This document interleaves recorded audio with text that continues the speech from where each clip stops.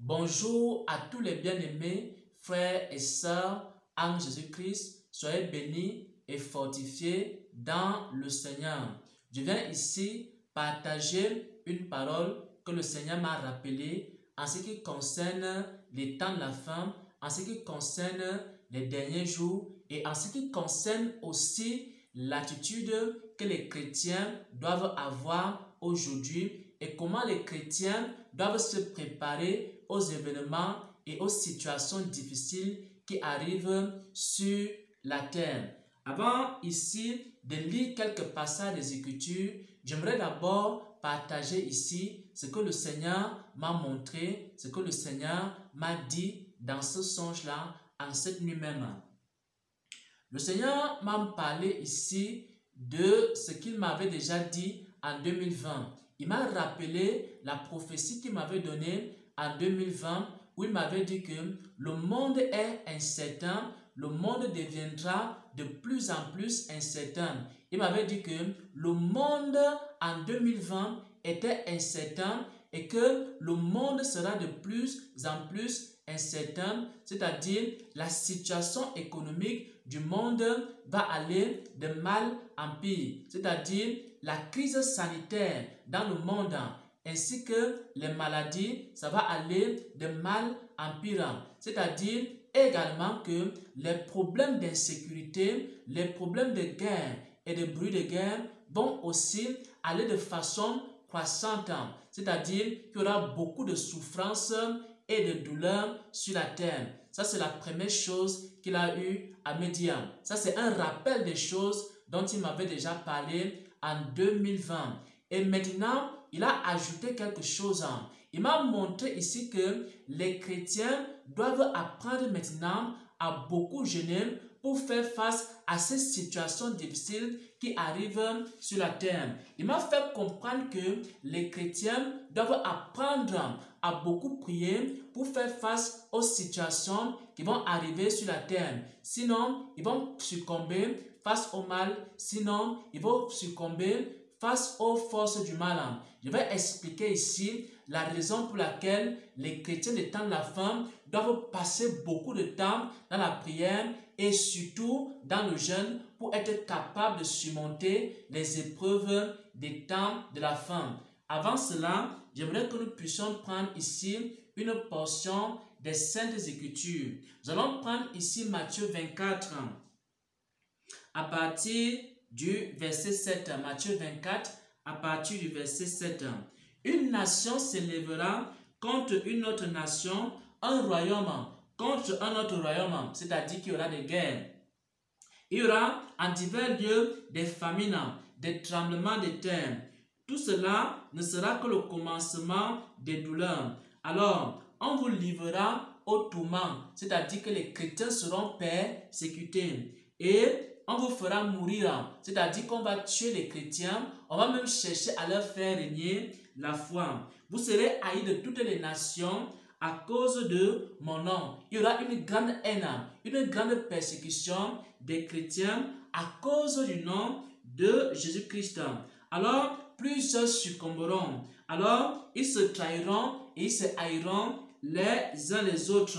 Ça veut dire qu'il y a plusieurs chrétiens qui vont succomber dans ce temps de la fin. Et maintenant, le Seigneur Jésus-Christ m'a enseigné ce qu'il faut faire pour ne pas succomber dans ce temps de la fin. Pourquoi? Parce que nous sommes au temps de la fin. Il faut enseigner un évangile des temps de la fin. Un évangile aux chrétiens afin qu'ils soient capables de faire face aux situations des temps de la fin. Et le Seigneur m'a donc enseigné qu'il faudra que les chrétiens apprennent à beaucoup jeûner. Pourquoi? Parce que les chrétiens qui vont beaucoup jeûner et beaucoup prier, qui vont beaucoup demeurer dans la présence de Dieu, seront capables de tenir face aux difficultés, face aux événements des temps de la fin. C'est ce qui m'a rappelé ici. J'aimerais partager cela aussi avec le peuple de Dieu. La prophétie de Matthieu 24 que j'étais en train de lire ici, c'est une prophétie qui va s'accomplir, bien-aimés frères et sœurs en Christ.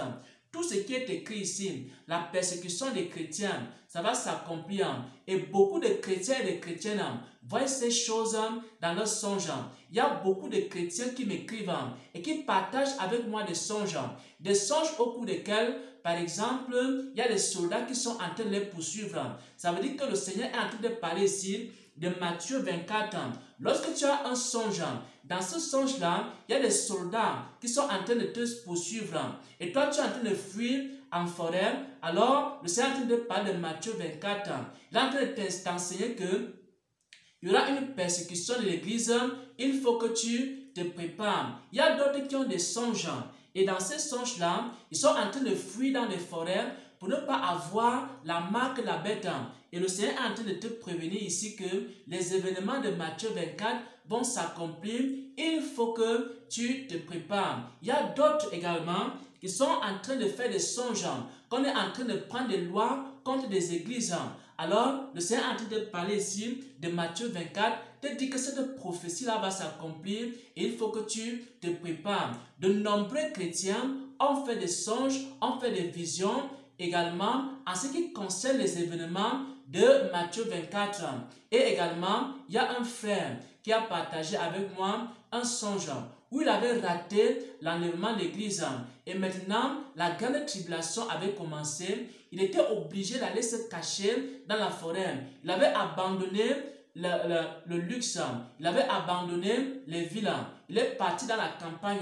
Il a abandonné la nourriture. Il a abandonné les richesses qu'il avait. Il est allé se cacher dans un village. Il est allé se cacher dans une campagne. Il était obligé de fuir maintenant quoi? La tribulation, la grande tribulation, ainsi que la marque de la bête. Il était obligé donc de se réfugier. Et là maintenant, il n'avait pas pris avec lui beaucoup de réserves en ce qui concerne la nourriture. Il était obligé donc dans cette forêt-là d'apprendre à jeûner et d'apprendre à prier. Bien-aimés frères et sœurs en Christ, il y aura des tribulations. Avant l'enlèvement de l'église, il y aura une grande tribulation après l'enlèvement de l'église. Et pour faire face à la tribulation qui vient avant l'enlèvement de l'église et à la grande tribulation qui vient après l'enlèvement de l'église, les chrétiens doivent absolument apprendre à jeûner, à prier, à demeurer dans la présence de Dieu. C'est pourquoi mon frère, ma soeur, le Seigneur nous exhorte aujourd'hui à jeûner et à prier, à demeurer dans sa présence pour surmonter tous ces obstacles, pour surmonter tous ces problèmes-là. Pourquoi? Parce que si un chrétien ne jeûne pas, si un chrétien ne prie pas, il ne pourra pas chercher la face de Dieu lorsqu'il y aura des décisions anti-chrétiennes qui seront prises dans le monde. Il ne pourra ni jeûner, il ne pourra ni prier parce qu'il n'a pas appris à jeûner, il n'a pas appris à prier. Parce qu'il y aura des moments où les chrétiens seront obligés de lutter dans le jeûne et dans la prière pour s'en sortir. Mais si toi tu n'as pas appris à jeûner, mais si toi tu n'as pas appris à prier, comment tu vas faire pour t'en sortir? Parce qu'il y aura des lois anti-chrétiennes qui viendront. Et parfois même, il y aura des moments où Dieu va demander à certains chrétiens de fuir, d'aller se cacher dans des forêts, de fuir, d'aller se cacher dans des villages pour fuir la persécution des chrétiens. Et beaucoup de chrétiens et de chrétiennes ont vu ces choses dans leurs songes, où ils étaient poursuivis par des soldats, où ils étaient poursuivis également lors de la tribulation, la grande tribulation, et quand on voulait leur mettre la marque de la bête, ils étaient obligés de fuir dans les forêts. Et ils n'avaient pas fait assez de réserves de nourriture. Ils étaient obligés de faire quoi? D'apprendre dans cette forêt-là à jeûner et à prier. Et c'est maintenant pour toi chrétien, pour toi chrétienne, le moment d'apprendre le jeûne et la prière. Chaque chrétien et chaque chrétienne doit avoir des temps de prière hebdomadaires. Chaque semaine, tu dois avoir au moins 1 ou 2 jours de jeûne pour apprendre à jeûner, pour apprendre à prier, pour apprendre à rester dans la présence de Dieu afin que tu sois capable de tenir face aux difficultés, aux tribulations de ces temps la fin. Voilà donc l'instruction que le Seigneur m'a donnée.